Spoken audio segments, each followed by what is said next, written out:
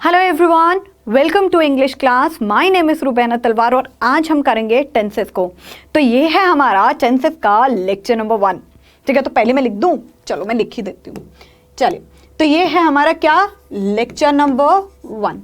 देखिए टेंसेस होते क्या हैं, ठीक है, टेंसेस होते क्या हैं उसको डिस्कस करने से पहले हम ये कह सकते हैं कि ये हमारा एक इंट्रोडक्टरी लेसन है। मतलब टेंसेस को समझने के लिए आपको पहले ये समझना पड़ेगा कि वर्ब कौन सी लगेगी, वर्ब कौन सी लगेगी, हेल्पिंग में कौन सी लगेगी, मेन में कौन सी लगेगी, है ना। फिर उसके बाद वाक्य कितने प्रकार के होते हैं ये भी होगा। तो टेंसेस का लेक्चर नंबर 1 जो होगा ना आपके लिए, वो पूरा का पूरा हमारा इंट्रोडक्टरी है। ठीक है, तो चलिए शुरू करते हैं हम टेंसेस के लेक्चर को। तो सबसे पहले आप ये देखिए कि टेंस का मतलब क्या है। टेंस का मतलब क्या है, सबसे पहले हमारे को मतलब को तो जानना पड़ेगा ना कि भाई टेंस टेंस बोले जा रहे हो, टेंस का मतलब क्या है ना। तो टेंस का मतलब होता है वर्क और टाइम। वर्क और टाइम, वर्क और टाइम मतलब एक कार्य, मतलब कि हमने कहा एक जो कार्य है वो किस काल में हो रहा है, वो किस काल में हो रहा है उनको बताने के लिए हम कहते हैं कि हम टेंस कर रहे हैं। मतलब क्या हुआ, एक कार्य किस काल में हो रहा है उसे हम टेंस कहते हैं। कार्य कौन से काल में हो रहा है उसको हम क्या कहेंगे, टेंस कहेंगे। चलो ये मान लिया, ठीक है, हमने मान लिया। आगे, तो tenses are those rules, tenses वह रूल हैं विच टेल्स अस, जो हमें बताते हैं कि वर्क इज डन, कार्य हुआ है, एट विच टाइम, किस समय पर और कितना हुआ है। मैंने क्या बोला कि कार्य जो है वो किस समय पर हो रहा है, ये हमारे को टेंस बताता है। क्या बताता है, टेंस बताता है। तो work at which time that is called as tense. और कितना हुआ है, और कितना हुआ है तो उसे भी हम टेंस कहेंगे। ठीक है, अब देखो ये जो लड़की है ये बुक को पढ़ रही है, मैंने कहा 6 बजे पढ़ रही होगी। ये जो लड़का है ये दोपहर को 2 बजे कोई काम कर रहा है, कर रहा होगा ना। ये जो है ये भी लैपटॉप पे काम कर रहा है, इसका भी टाइम है। तो यहां पर हमारे को टेंस में टाइम होना बहुत जरूरी है और काम होना बहुत जरूरी है। ठीक है, आप क्या कर रहे हो, कर तो रहे हो ना कुछ, बस ये जरूरी है। कितना करा है ये भी जरूरी है, किस समय पर करा है वो भी जरूरी है। तो tenses are those rules, tenses वह रूल हैं जो हमें बताते हैं कि कार्य कितना हुआ है और कौन सा हुआ है और किस समय पर हुआ है। समझ गए, तो this is very very important. आगे चलते हैं। अब आप 2 टर्म मैंने आपको कहा कि वर्क एंड टाइम। मैंने आपको क्या बोला कि वर्क और टाइम ये इंपॉर्टेंट है, टेंस को समझना है तो ये 2 टर्म्स को समझना है। मैं कह रही हूं ये पूरा इंट्रोडक्टरी लेसन है। ठीक है, बिल्कुल बेस पहले मैं बताऊंगी आपको, फिर उसके बाद हम टेंसेस को स्टार्ट करेंगे। ठीक है, तो टेंसेस में हमें इंपॉर्टेंट क्या समझना है कि वर्क क्या है और किस समय पर है। अच्छा, मैंने कहा कि मैं आपको पढ़ा रही हूं निरंतर, मैंने कहा मैंने आपको पढ़ाया है, पक्का है, निश्चित है। मैं 8th क्लास में पढ़ा रही हूं अभी, क्या ये निश्चित है मैंने आपको कभी पढ़ाया है? पक्का नहीं है ये। ठीक है, मैंने आपको पढ़ाया है, निश्चित है, या है, ता है, निश्चित है। मैं आपको पढ़ा चुकी हूं, मैंने आपको पढ़ाया है, चुका है, तो क्या ये निश्चित है? चुका शब्द जैसे ही आता है ना आपको लगता है हाँ पढ़ाया होगा, हाँ पढ़ाया होगा, कहीं ना कहीं तो हमने मैम से पढ़ा है। ठीक है, मैं आपको पिछले 10 मिनट से पढ़ा रही हूं, कोई कार्य चल भी रहा है और निश्चित समय भी दे रखा है ना। तो सबसे पहले आपने वर्क को देखा, ठीक है, वर्क को देखा। वर्क में आपने क्या देखा कि एक वर्क है, कार्य है जो निश्चित है। क्या कहा मैंने, जो निश्चित है। निश्चित मतलब क्या होता है, निश्चित है। अच्छा, पहले हम निश्चित कार्य करते हैं, नहीं, हम पहले अनिश्चित कार्य करते हैं। तो मैं सबसे पहले अनिश्चित कार्य के बारे में बात करती हूँ। ठीक है, पहले मैंने कहा एक कार्य जो है वह अनिश्चित है। अनिश्चित कार्य। अनिश्चित कार्य का मतलब क्या है? अनिश्चित कार्य का मतलब क्या है? इनडेफिनिट। ठीक है, इसको अंग्रेजी में हम बोलते हैं इनडेफिनिट। क्या बोलते हैं? इनडेफिनिट। ठीक है, इनडेफिनेट कार्य है, मतलब कि जो एंड में होगा, इसके शब्द में होगा ता है, ता है, ता, था, ता होगा। मतलब यहां पर ना अभी मैं ये चीज नहीं समझाऊंगी, मैं आपको सिर्फ और सिर्फ अभी काम बताऊंगी कि काम कैसा होता है। ठीक है, एक कार्य है, मैंने कहा निश्चित नहीं है, अनिश्चित है, मतलब इनडेफिनेट है। मैंने कहा मैं आपको पढ़ाऊंगी, पक्का है? नहीं। मैंने आपको पढ़ाया है, पक्का है? नहीं है। ठीक है, अब मैंने कहा मैं आपको पढ़ा रही हूं, ये कॉन्टिन्यूअस हो गया। कॉन्टिन्यूअस मतलब जो कार्य चल रहा है, भूत से चल रहा है भविष्य तक, भविष्य से चल रहा है वर्तमान तक, जो भी है कॉन्टिन्यूअस कार्य चल रहा है। मैं आपको क्या कर रही हूं इस समय? पढ़ा रही हूं। मैं आपको क्या कर रही हूं इस समय? पढ़ा रही हूं। ओके, मैंने कहा मैं आपको पढ़ा चुकी हूं, चुकी हूं।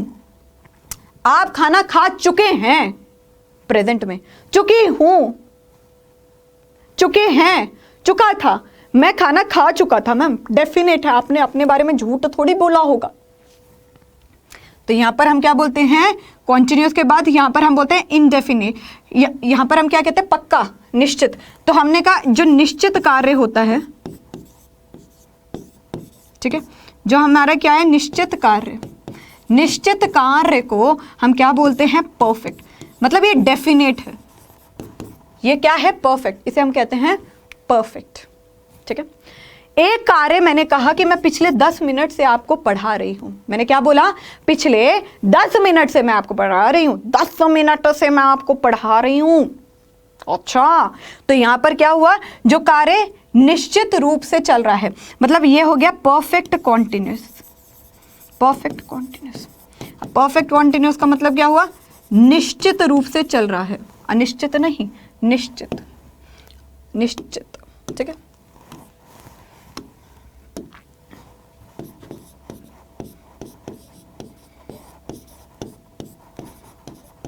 रूप से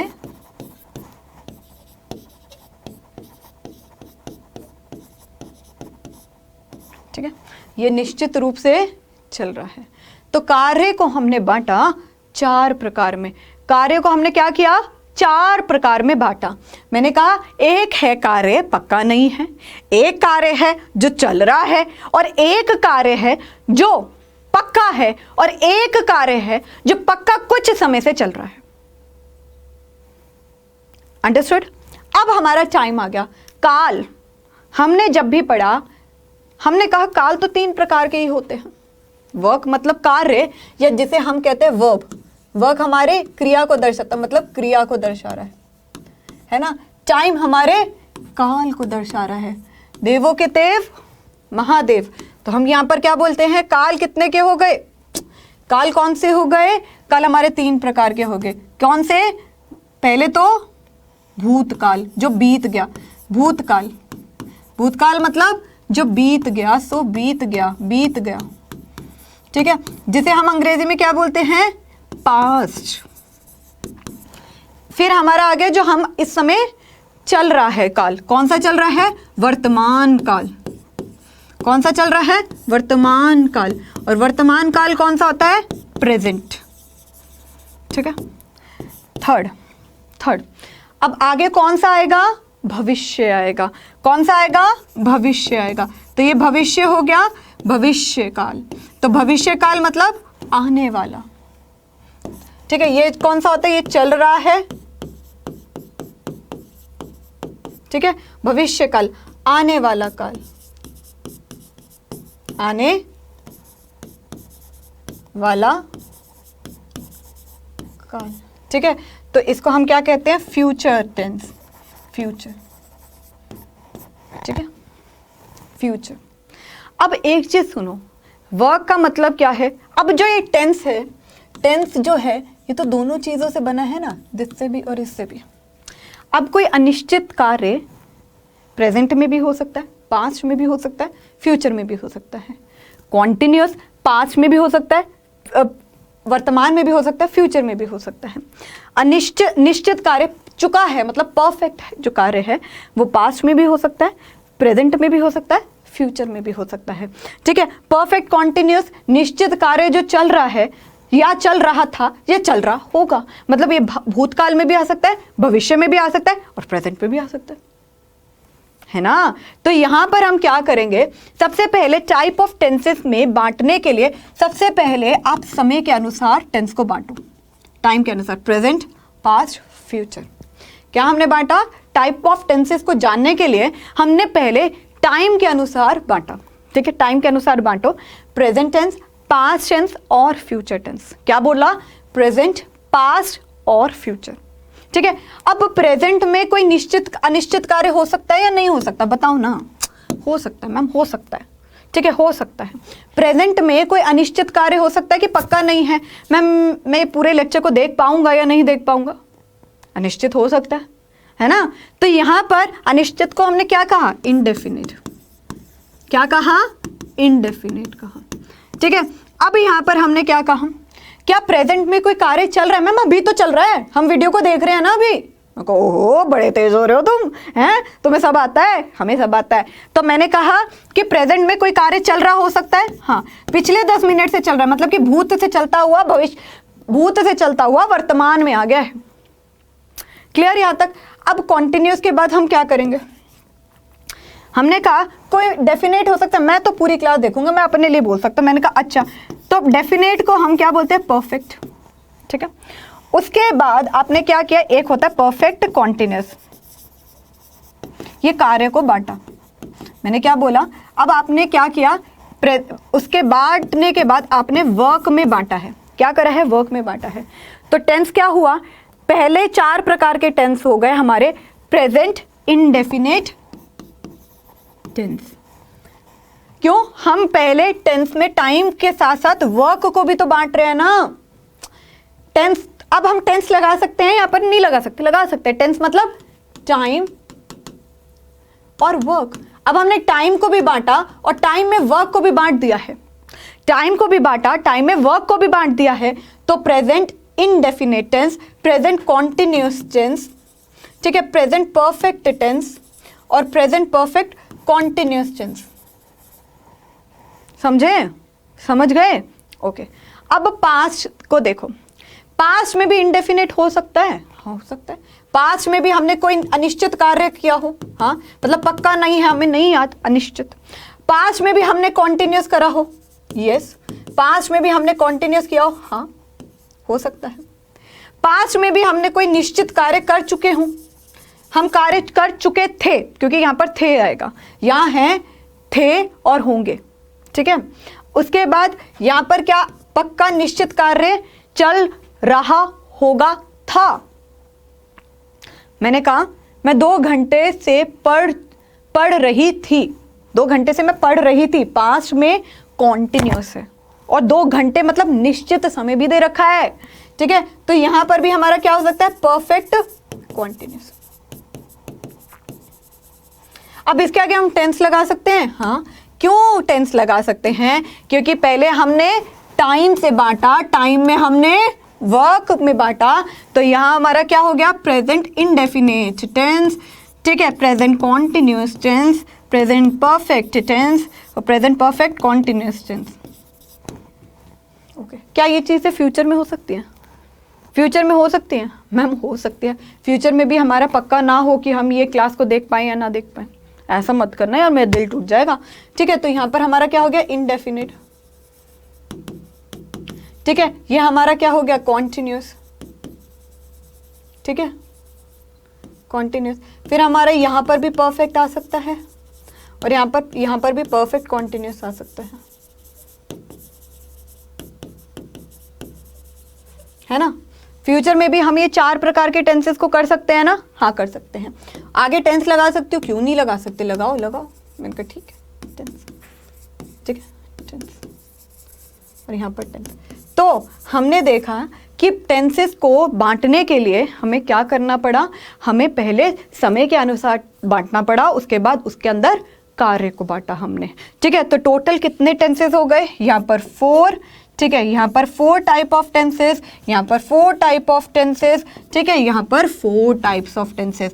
तो अल्टीमेटली कितने हो गए, 4, 4 + 8, 8 + 4 12। तो टोटल कितने टाइप के टेंसेस होते हैं, कोई पूछे तो 12 टाइप्स के टेंसेस होते हैं, 12 टाइप्स के टेंसेस होते हैं, 12 प्रकार के, ठीक है, 12 प्रकार के, ठीक है, 12 प्रकार के टेंसेस टोटल हो गए। क्लियर। अब वर्ब क्या होती है, पहले थोड़ा सा टेंस को समझने से पहले you have to understand some basic things, ठीक है। आप अगर नहीं समझोगे तो आपको दिक्कत आएगी। वर्ब क्या होती है, क्रिया। वर्ब क्या होती है, क्रिया। क्रिया बेटा 2 प्रकार की होती हैं। एक होती है हेल्पिंग वर्ब। क्या होती है, हेल्पिंग वर्ब, मतलब जिसे हम कहते हैं सहायक क्रिया, जिसे हम कहते हैं सहायक क्रिया। मेन वर्ब क्या होता है, मुख्य क्रिया, मुख्य क्रिया, मुख्य क्रिया। मैंने कहा मैं पढ़ा रही हूं, मैं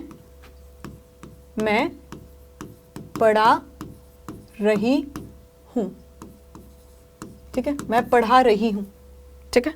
तो मैं यहां पर क्या बोलूंगी, आई एम टीचिंग। तो ये टीचिंग तो पढ़ा रही हूं हो गया, है ना। रही हूं को मैंने क्या बोला, एम। इसको एनहांस करने के लिए मुझे ये पता चला कि रही हूं मतलब कि ये प्रेजेंट कॉन्टिन्यूस है ना, आई एम टीचिंग। तो यहां पर हेल्पिंग वर्ब क्या होती है, जो सेंटेंस के भावों को और ज्यादा प्रकट करती हैं, जो सेंटेंस के भावों को और ज्यादा प्रकट करती हैं। तो हेल्पिंग वर्ब क्या हुआ यहाँ पर, हेल्पिंग वर्ब मतलब ये टेंस के अनुसार चेंज होता है, ये टेंस के अनुसार चेंज होता है। पहला होता है हमारा to be form. To be form का मतलब होता है, to be form, to be form का मतलब होता है इज एम आर। ये हमारा कॉन्टिन्यूस वाक्य में आता है, ठीक है, कॉन्टिन्यूस वाक्य में आता है इज एम आर, ठीक है, is am are. To be form is am are, was were. इस पे हम चर्चा एक एक जब टेंस करेंगे ना उसमें भर भर के करेंगे, ठीक है। ये हमारा प्रेजेंट में होता है, ये हमारा पास्ट में होता है, ठीक है। तो यहाँ पर मैं लिख दूँ, ये प्रेजेंट में होता है प्रेजेंट कॉन्टिन्यूस, और ये पास्ट कॉन्टिन्यूस में होता है, ठीक है। ब्रैकेट में लिख लो। अभी नहीं समझ में आ रहा, आप इंट्रोडक्टरी लेसन को देखो ये, ठीक है। उसके बाद हमारा क्या होता है, to do form. To do form, do form में क्या होता है, डू फॉर्म का मतलब डू, डज और फिर आता है डिड। यहाँ पर ये हो गया प्रेजेंट में और ये हो गया पास्ट में, ठीक है। फिर हमारा आता है to have form. To have form, to have form अगर मैं कहूँ हैज, हैव और यहाँ पर हैड, ये हमारा आता है, ये हमारा आता है प्रेजेंट में और ये हमारा आता है पास्ट में, ये हमारा आता है पास्ट में, ठीक है। अब ये कौन से टेंस में आएगा, ये कौन से टेंस में आएगा वो जब हम लेक्चर में करेंगे तो हम बताएंगे, ठीक है। ये जो लेक्चर में करेंगे हम बताएंगे। अब देखो जो टू बी फॉर्म है, मैंने कहा आपको कॉन्टिन्यूस में आता है, यहाँ पर लिख देती हूँ मैं, टू बी फॉर्म हमारा आएगा कॉन्टिन्यूस में, ठीक है। एक बार यहाँ लिख देती हूँ। टू डू फॉर्म हमारा आएगा इनडेफिनेट में। मैम अभी समझ नहीं आ रहा, अभी समझना भी नहीं है, ठीक है। टू हैव फॉर्म ये आएगा हमारा परफेक्ट में, प्रेजेंट और पास्ट के कॉन्टिन्यूस, इंडेफिनेट और परफेक्ट में, ठीक है। अब इसके आगे हमारा आप बोलोगे परफेक्ट कॉन्टिन्यूस का क्या होगा प्रेजेंट और पास्ट में, फ्यूचर का क्या है वो बाद में बताऊंगी, ठीक है। फ्यूचर का क्या है वो बाद में बताऊंगी, लेकिन मैं ये कह सकती हूँ कि फ्यूचर के लिए हम यूज करते हैं शल और विल को, ठीक है, शल या विल को। डिटेल लेक्चर जब आएगा तो उसमें आपको पूरी चीजें मैं समझाऊंगी पूरी डेप्थ में। अभी के लिए आप लिख लीजिए कि हेल्पिंग फॉर्म, अगर मैंने पूछा हेल्पिंग वर्ब कितने प्रकार की होती हैं तो आप बोलोगे 3, to do form, to be form और to have form. To do form किस में आएगी, इंडेफिनेट में। टू हैव फॉर्म किस में आएगी, परफेक्ट में। टू बी फॉर्म किस में आएगी, कॉन्टिन्यूस में, ठीक है। और प्रेजेंट परफेक्ट मतलब कि प्रेजेंट और पास्ट में होता है। फ्यूचर के लिए शल या विल अलग होता है। मेन वर्ब, मेन वर्ब का मतलब क्या है, मुख्य क्रिया। मेन वर्ब का मतलब क्या है, मुख्य क्रिया, ठीक है। तो अब यहाँ पर मैंने लिख दिया। तो हेल्पिंग वर्ब हमने देखी कितने प्रकार की होती हैं, हमने अभी तक हेल्पिंग वर्ब देखी टू बी फॉर्म, ठीक है, टू डू फॉर्म, और थर्ड हमने अभी क्या देखा, टू हैव फॉर्म। मुख्य क्रिया अभी बताती हूं, ठीक है। तो हमने यहां पर क्या देखा कि प्रेजेंट और पास्ट में क्या होता है, ठीक है, और टू बी फॉर्म किस में आती है। अब फटाफट से कमेंट सेक्शन में मेरे को रिप्लाई करो, ये थोड़ा सा मैं रिवाइज करा रही हूँ साथ साथ, ठीक है। अभी मैंने लिखा है, जस्ट अभी लिखा है, अब रिवाइज करो, मुख्य क्रिया बाद में करेंगे। बोलो, टू बी फॉर्म प्रेजेंट में क्या आएगी, डू या डस, ना ना, गलत बोल रहे हो, आगे बताओ। प्रेजेंट में क्या आएगी, इज, एम, आर, ठीक है, और वॉज, वर, ठीक है। इसमें डू, डस, और इसमें डिड, इसमें हैज, हैव, और इसमें हैड, ठीक है। टेंस कौन सा यूज होगा बेटा, टेंस बताओ कौन सा यूज होगा। टेंस यहां पर होगा कॉन्टिन्यूअस, ठीक है। इसमें इंडेफिनिट और इसमें परफेक्ट। अब मैंने बोला था परफेक्ट कॉन्टिन्यूअस में क्या होगा, ठीक है। अब मैंने बोला कि परफेक्ट कॉन्टिन्यूअस में क्या होगा, अगर आपका डाउट आता है तो देखो, अगर कोई परफेक्ट कॉन्टिन्यूअस है, परफेक्ट कॉन्टिन्यूअस, तो यहां पर परफेक्ट आया तो यहां पर हम हैज, ठीक है, या हैव, आगे हम लगा देते हैं बीन, ठीक है। इसमें हैड, आगे लगाएंगे हम बीन, ठीक है। तो ये आपका इंट्रोडक्टरी है, इतना ज़्यादा लोड नहीं लेना है, ठीक है, जस्ट मैं आपको बता रही हूँ। Forms of main verb, forms of main verb का मतलब क्या होता है, फॉर्म्स ऑफ मेन वर्ब मतलब मुख्य क्रिया। मैंने अभी आपको बताया था कि मुख्य क्रिया है। मुख्य क्रिया क्या है, मुख्य क्रिया आप जनरली मानिए मेन वर्ब का फर्स्ट फॉर्म, ठीक है, मेन वर्ब का सेकेंड फॉर्म, ठीक है, मेन वर्ब का थर्ड फॉर्म, और मेन वर्ब का फर्स्ट फॉर्म प्लस आईएनजी, और मेन वर्ब का फर्स्ट फॉर्म प्लस एस या ईएस। ये 5 प्रकार के मेन वर्ब्स हमारे यहाँ पर यूज होते हैं, ठीक है। डिटेल में बताऊँ, चलिए डिटेल में बताते हैं। फॉर्म्स ऑफ मेन वर्ब क्या होता है, ठीक है। मेन वर्ब का फर्स्ट फॉर्म हमारा इनडेफिनिट टेंस में आता है। किस में आता है, इनडेफिनिट टेंस में। क्या मैम ये सब में आता है, मैंने इनडेफिनिट टेंस बोला, मतलब प्रेजेंट, पास्ट, परफेक्ट, हाँ। लेकिन अगर हम कहें मेन वर्ब का फर्स्ट फॉर्म प्लस एस या ईएस हमारा प्रेजेंट इनडेफिनिट के पॉजिटिव सेंटेंस में आएगा, इनडेफिनिट के पॉजिटिव सेंटेंस में आएगा। मैम पॉजिटिव सेंटेंस मतलब जिसमें नेगेटिव नहीं है, जिसमें नॉट का यूज नहीं है। पॉजिटिव सेंटेंस क्या होता है, जिसमें नॉट का यूज नहीं है, नहीं शब्द नहीं आया, ठीक है। मेन वर्ब का सेकेंड फॉर्म हम यहां पर यूज करते हैं पास्ट इंडेफिनेट में, पास्ट इंडेफिनेट में, वो भी अफर्मेटिव मतलब पॉजिटिव सेंटेंस में। पास्ट इंडेफिनेट के अफर्मेटिव भी बोलते हैं बेटा, या हम ये कहें पॉजिटिव सेंटेंस में, ठीक है, पॉजिटिव सेंटेंस में, जिसे भी आप कहिए, ठीक है। नेगेटिव में मेन वर्ब का फर्स्ट फॉर्म ही आता है।